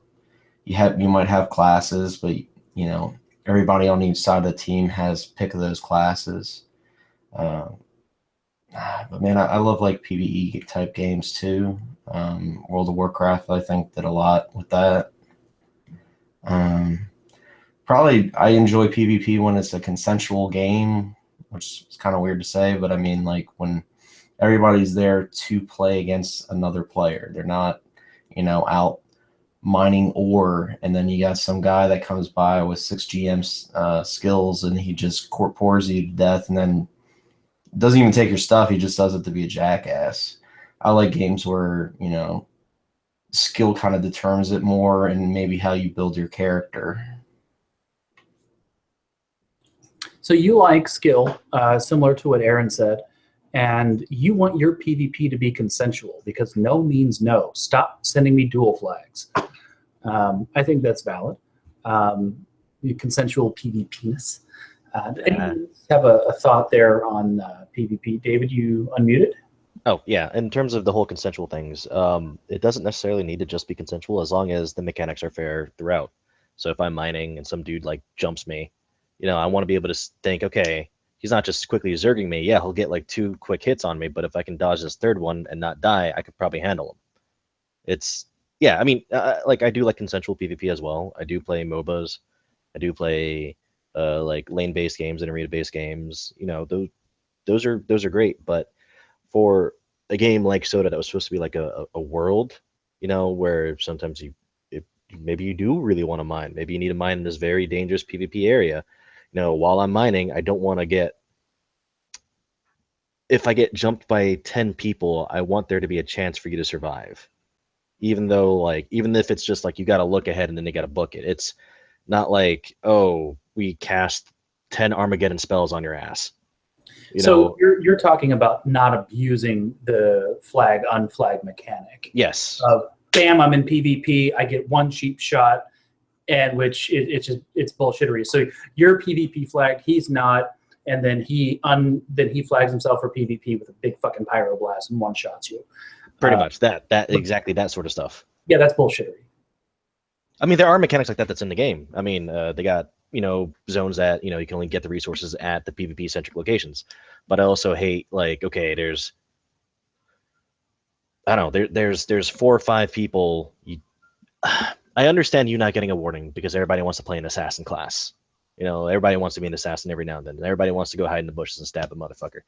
But sometimes the motherfucker who's getting stabbed could be you, and maybe you want a little bit of a hint, like, oh, I should get out of here, kind of a deal. But I don't know. Now I'm starting to sound like a Care Bear. Oh, that is okay. Careful using that term, Care Bear. That is not looked upon in some circles. Andrew, I know, had a couple thoughts there. Well, there's 2 things. First, like skill-based. When I hear that, I think 2 things. First, I think, like physical, like ability to move the mouse and click the buttons. But, the other thing, like for Ultima Online, for example, originally that game was skill-based. And then they released like Age of Shadows, and they had the Dungeon Doom where you go kill the Dark Father and you get all these stupid artifacts that make you look like Skittles puked on your character because they're all like neon colored. The game started to take this shift where gear became more important than your character's skill template, to where we were dumbfounded because you could make a brand new character with like 50% skill and stuff and hand him a bunch of artifacts and stupid shit. And you could go kill stuff that like you probably shouldn't be able to kill. And it sort of skewed the game because then it became more about the gear than about your character and like just kind of adventuring and playing. And it's gotten so bad now, and I think that's ultimately what's kind of ruined the game. You put the mouse over like a sword you make or you find, and it's like this big window of shit. And it used to just be like that little bit of like properties. And so it goes into like the pay to win and all the other stuff. When a game starts to become more about the gear and equipment you have, it starts to really just sort of suck, especially when you get into PvP, because, when I used to do PvP on Ultima before the gear stupidity started, I could quit playing for 3 months and get back on, and all I'd have to do was read the patch notes and see like, okay, did they change like how damage was calculated, or like at one point they patched how wrestling worked on a wizard. So it's like, okay, I know now. But, if you don't play for 3 months now and you miss all this gear that comes out, you get on and you're like nerfed and people just bash your forehead in. So it sucks because you're always at this constant race to keep up with the gear. And like WoW has really promoted that kind of mindset, and it sucks. And like going into the PvP again, it's not fun because basically what that implies is there's people who have the time to sit all day and play the game. They can basically shit all over you whenever you get on. Like nowadays, like if I want to get on, I want to accomplish something in like the 2 or 3 hours I'm going to play an MMO. And if an hour and 45 minutes of that is dealing with morons, it's really stupid, just because, like there's kids on summer break, they sit on like Ultima or whatever and they just act like idiots because it's fun. I get it's funny, but it sucks when a game kind of encourages that, and that can kind of take over as like the driving force behind stuff. Because like on UO for a while, like PvPers just kind of ruined everything. Like you go to do champ spawns and they would just come kick the shit out of you, and it sucked because some of them like either didn't work or they were off of school or something like that, and they just had all day to sit there. And I'm not a fan of games that do that, because someone else having more time than me shouldn't impact my fun on a game I paid for, and I'm just trying to play and have fun with myself.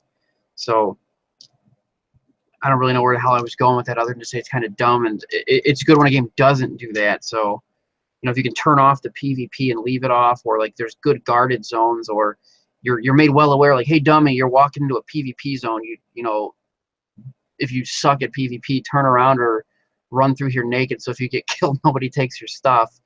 But it's just the pay to win part especially is one of the worst parts of games going on right now. Like even with Shroud, the game wasn't even really fully out yet, and you could buy all that stuff that increases your crafting output and harvesting output, and the game's not even ready yet. So I don't know what the hell they're doing with that and stuff like that. It just seems kind of nonsensical for a game that's not even ready yet. And it's even bad in a game that is ready. Like someone can plunk down like $100 on some of these MMOs now, and they are suddenly better than people have been playing for a while just because they like to throw money at the game instead of just playing it and stuff. And it's disappointing, I guess, because older games weren't like that. You didn't have that option. They like would ban you if you spent real money on the game. So it's this weird shift that's happened. But okay, yeah, done rambling. The candy corn's kicking in. That is totally cool. I really, David and I both liked your big window of shit comment. I actually compared it to when you buy a pack of gum at CVS and you get a 5-foot-long fucking receipt, right? Yeah. The big window of shit. But yeah, no, it's a lot of valid points there. In chat, Greg commented something that played to what David was saying. David kept saying, well, what if I'm mining and someone comes up behind me, right? Greg suggested, you're mining, but if someone's behind you, if you're paying attention to your surroundings, there should be a sound that you hear footsteps, you hear something out of the ordinary, something feels off, right? Some type of non-visual environmental, or it could be visual. Fucking guy casts a shadow on you, something, anything that gives you, some clue that something's out of the ordinary. That type of realism, I think, is really what a lot of the harder core Ultima fans kind of look for. Richard always talked about being able to open doors with alternative methods. Just paying attention to your environment, and those little details can go a long way to making a game not just more realistic and enjoyable, but fair in this case. And better, just flat out better. Flat out better. It's just to reiterate, like a simple game back in the day, like SOCOM 2. I'll be sniping, you're stuck in first-person view. I hear footsteps, I zoom out, I see some guy who I've sniped 5,000 times, point a gun to my head. While he fired, I stood back up and shot him. Why? Because I was able to hear his footsteps. Simple stuff like that. That's it. Nice. So we are at 9:46. We have not finished getting through the Soda Roundtable that I put together a couple weeks ago. So we will have this at least one more week. John, you unmuted. Did you have a final? Well, I wanted to bring up a point to what Andrew brought up, which I loved. You got 2 minutes for that. Okay, I'll make it quick then. I'm more the PvE player myself, but one of the things, when everybody talks about skill particularly, that kind of goes back to the combat system, because I'm bringing this with Shroud mainly. That, again, the combat is still very broken overall in a lot of ways. But I did think he did bring up a great point. I hate the fact with like WoW and other games where PvP and PvE is completely separate for like gearing, abilities. It's like they to me that breaks it. Like one of the things I loved about UO is if you had plate armor and a great weapon, it didn't matter what the hell you were killing. If you were killing a player or a monster or whatever, it was just your character with what you had at hand. You didn't switch out gear, and you didn't have different macros and other things for that particular deal. I do agree that again, leave it in the player skill less than what the gear should necessarily be. If you're facing a guy that's got just as equally as good a gear as you and you have better skill, you should be able to win that fight. But I was going to bring up the point in PvP, back to kind of Brad's point of consensual and everybody else's point on it. In order to make PvP worthwhile, you have to give some incentives for that. And I think that's one thing that, again, people don't want to just go in and get their ass kicked, and there needs to be a little bit of incentive for the low-hanging fruit, as they like to say, to get those people in and at least give PvP a try and get them at least wanting to experience that, so that the positives outweigh the negatives for it. And that could be, again, maybe another experience system or something else that helps drive that a little bit more, or they get some extra bonuses for like their crafting if they're out getting their asses kicked. Maybe they could take the bruises, go back and limp back and make something a little nicer or something for it, out of their pain and suffering. I mean, just whatever it may be.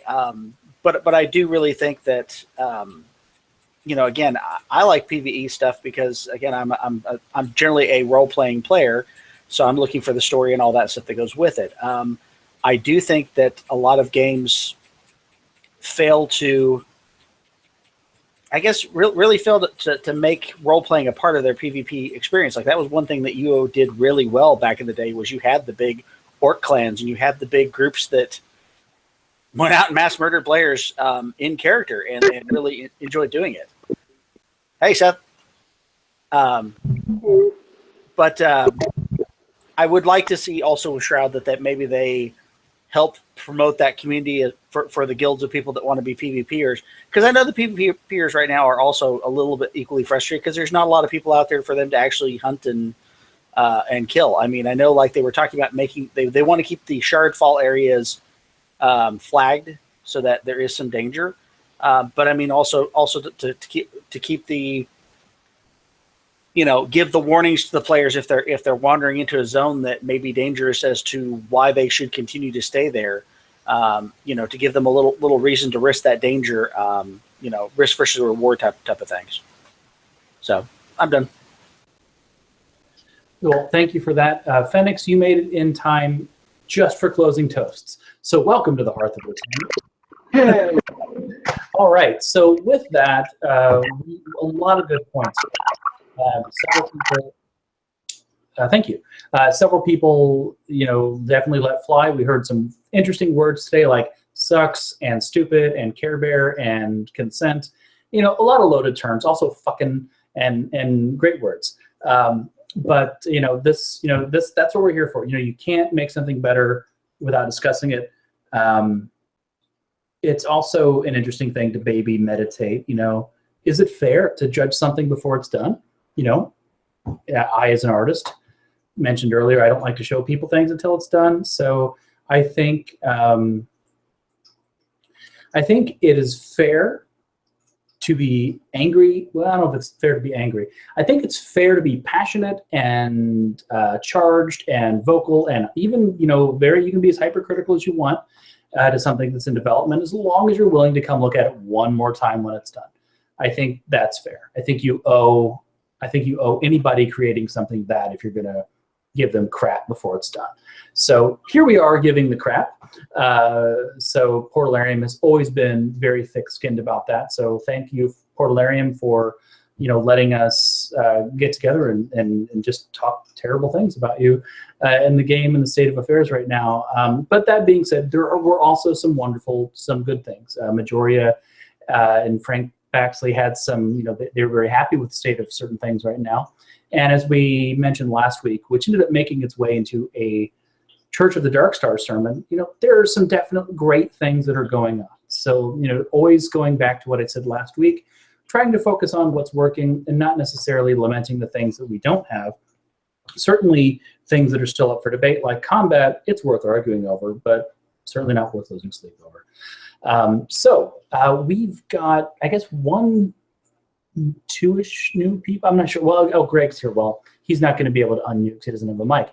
But it is time for closing toasts. We've made it to the end just in time for closing toasts. So before we do that, I wanted to do this one more time to thank all the viewers out there, the people who have encouraged Hearth of Britannia to be what it is, those who missed the Dragons Meets, those who have come to the events, those supported the events, those who watched the telethon, you know, all of that fun stuff. Everybody out there, thank you for helping me do what I do, be it financially through Patreon or just by paying attention, just by liking on Facebook, just by watching the videos.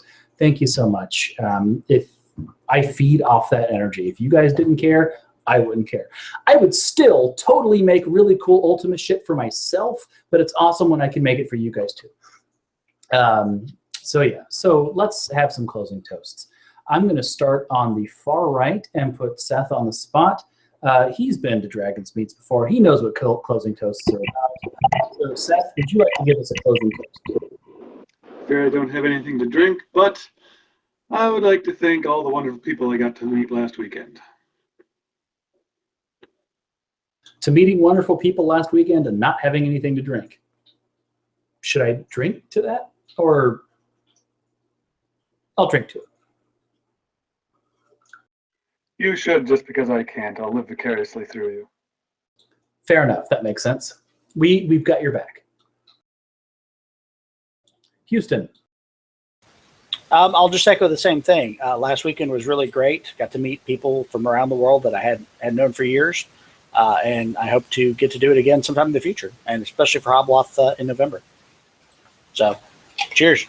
Excellent. To meeting people, to doing it again, and looking forward to November. Hellgraph, I think you've got the gist of what's going on here.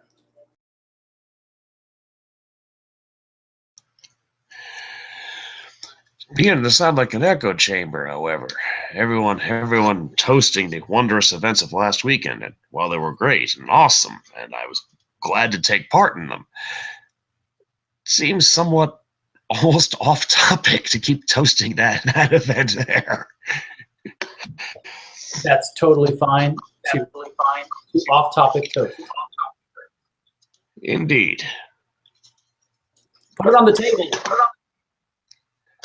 It's already there. Greg, Oop, backward. I'm sorry, I missed that. Can you say that again?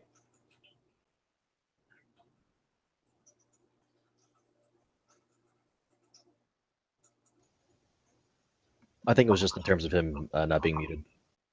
Okay. Well, there we go. Greg, if you want to type in a closing toast, we'll read it for you. In the meantime, Beard Commander, it's to you. Even though we are salty, to Lord British, because we're passionate about your legacy. That's all. So, to Lord British, let me drink this Jaeger. To Lord British and to David drinking. Oh. Wow, David, that's adorable.